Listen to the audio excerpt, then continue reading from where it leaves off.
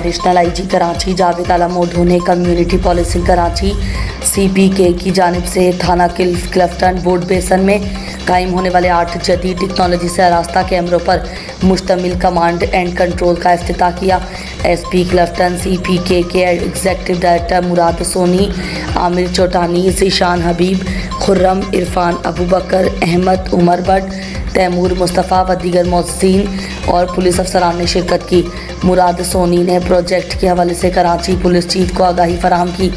इस मौके पर कराची पुलिस चीफ ने CPK के टीम और दीगर मौज़ीन का शुक्रिया अदा किया।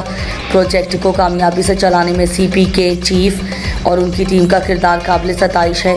क्लिफ्टन के एरिया में 8 CCTV कैमरे नस्ब किए हैं, जिनमें जदीद ANPR हाई रेजोल्यूशन कैमरे भी शामिल हैं। ये कैमरे गाड़ियों की नंबर प्लेट शनासी की अहलियत रखते हैं।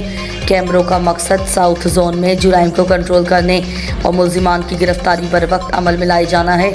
तकरीब के इख्तिताम पर मुराद सोनी और उनकी टीम ने Karachi police chief SP Clifton और दीगर अफसरान को एजाज़ी शेयर